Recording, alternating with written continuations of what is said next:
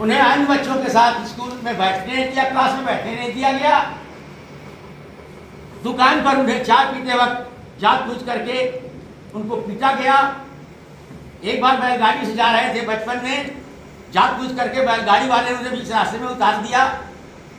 एक बार नाई की दुकान पर हजामत बनवा रहे थे, जानबूझ करके वहां उन्हें अपमानित किया गया।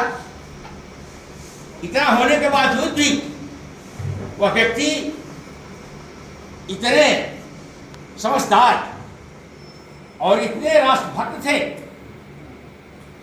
कि उसकी कभी उन्होंने घूम करके प्रतिक्रिया नहीं की। लोगों ने कहा कि इतना प्रताड़ना झेल रहे हैं, आप इसकी प्रतिक्रिया क्यों नहीं देते? डॉक्टर साहब ने कहा कि मैं हमेशा सकारात्मक रहता हूं, मेरा समाज से इतने ही विरोध है कि ये लोग हमें इंसान नहीं समझते हैं। उन्होंने कभी धैर्य नहीं खोया। मर्यादा पुरुषोत्तम भगवान श्री राम के विचार उन्हें बताए गए थे। इतनी कठिनाइयों के बावजूद भी 5 साल के हुए तो माताजी मर गई। आगे चल करके पिताजी का देहांत हुआ और आगे चल करके पत्नी भी मर गई।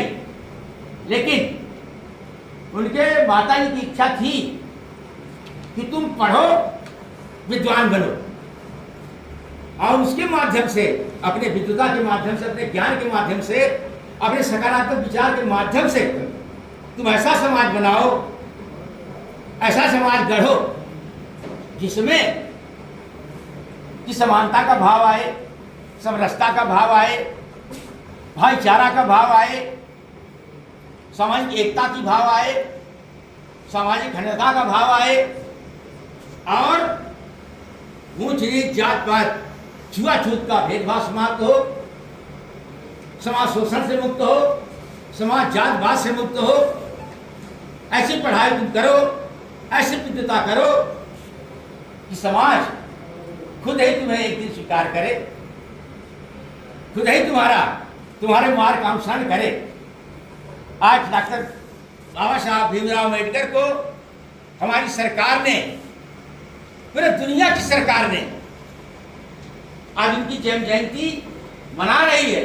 वो कितने प्रासंगिक है आज इस संघर्षरत विश्व में, इस संघर्षरत दुनिया में।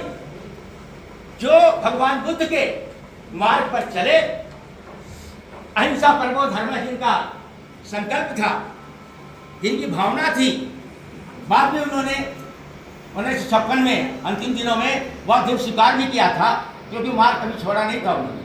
आज हमारी सरकार इन गोष्ठियों के माध्यम से, इन आयोजनों के माध्यम से ये संदेश देना चाहती है कि आज की दुनिया में, हिंसाग्रस्त, तनावग्रस्त, संघर्षग्रस्त विश्व में जो तीसरे विश्व युद्ध के मुहाने पर आकर के खड़ा, बाबा साहब के विचार, महात्मा बुद्ध के विचार इतने प्रासंगिक हैं कि अगर दुनिया को बचाना है तो डॉक्टर भीमराव अम्बेडकर के दिखाए हुए रास्ते पर चलना होगा। समाज को बुद्ध भगवान के बताए हुए मार्ग पर विश्व को चलना होगा। इसीलिए ये कार्यक्रम करवाए जा रहे हैं और जा रहा है कि कोई भी परिस्थिति हो तो घबराएं नहीं, बल्कि सकारात्मक ढंग से उन परिस्थितियों का सामना करें। जब उन्हें मौका मिला भारत का संविधान बनाने का, तो उन्होंने पहला काम यही किया कि सामाजिक, आर्थिक और राजनीतिक समानता और अधिकार, स्वतंत्रता की बात उन्होंने पहले दर्ज की और अनुच्छेद 17 के बाद 7 के माध्यम से वर्ण के नाम पर, जात के नाम पर, धर्म के नाम पर, भाषा के नाम पर समाज में भेदभाव को समाप्त कर दिया जाए और एक जात विहीन, वर्ण विहीन समाज की संरचना किया जाए, जिसमें कि सब लोग भाईचारा रह सके। हमारी सरकार ने दुनिया के बहुत से देश युद्ध में इन्वॉल्व हैं, लेकिन भारत इसीलिए बचा हुआ है कि यहाँ के लोग, यहाँ के अधिकारी ऐसा माहौल बनाए हुए हैं कि लगता है हम कोई तीसरी दुनिया में रह रहे हैं। संसार के विभिन्न कोने में हो रहे हलचल का कोई प्रभाव यहाँ नहीं पड़ रहा है और हम शांति और अभंग पूर्वक रहते हुए अपने कार्यों का संपादन कर रहे हैं।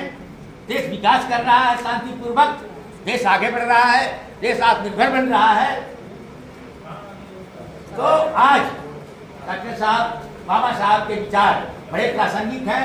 मैं धन्यवाद दूंगा अपने जिला स्तर के तमाम अधिकारियों का, जिन्होंने ऐसा संयोजन करके सबको जोड़ा है और सबको बाबा का संदेश पहुंचा रहे हैं। इन्हीं शब्दों के साथ आप सबको बहुत बहुत धन्यवाद। बहुत धन्यवाद आपको।